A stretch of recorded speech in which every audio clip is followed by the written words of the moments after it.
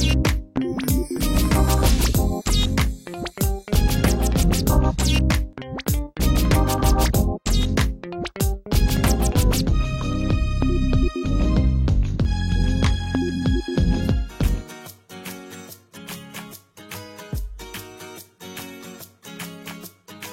suis actuellement professeur à l'Université de Versailles et j'ai eu un parcours, une formation mathématique au départ à l'École normale de Paris.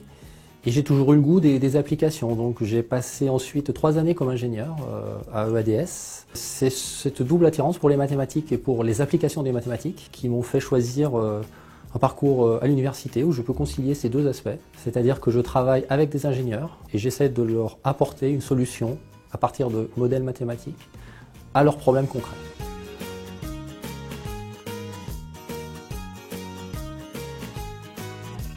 J'accorde une part importante à la formation des étudiants et donc je suis responsable d'un master modélisation et simulation dont l'Université de Versailles est porteur, qui regroupe différentes universités et grandes écoles comme l'ENSTA, l'École Centrale Paris, le NES Cachan. Dans ce master, nous apprenons aux étudiants les différentes techniques de modélisation et de simulation numérique afin de les former à ces métiers des mathématiques au service des applications.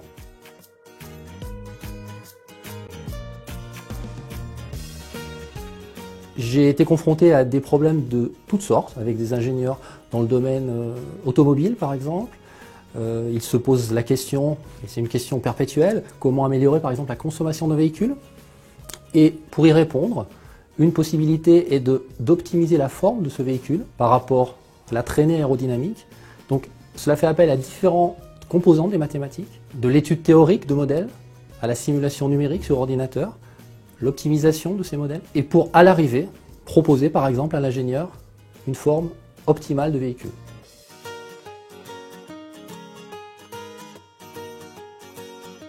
J'encadre aussi des thèses qui sont basées non pas sur des problèmes d'ingénierie, mais des problèmes de médecine. Donc, je peux citer un exemple, c'est une collaboration avec l'hôpital Georges Pompidou, où avec des cardiologues, nous essayons de prédire de manière fiable les maladies cardiovasculaires de manière précoce à partir de simulations numériques et de mesures expérimentales. C'est un domaine nouveau pour les mathématiques, les applications à la médecine qui sont en nette progression et pour lesquelles nous avons de grands espoirs également, que les mathématiques puissent un jour aider au diagnostic médical.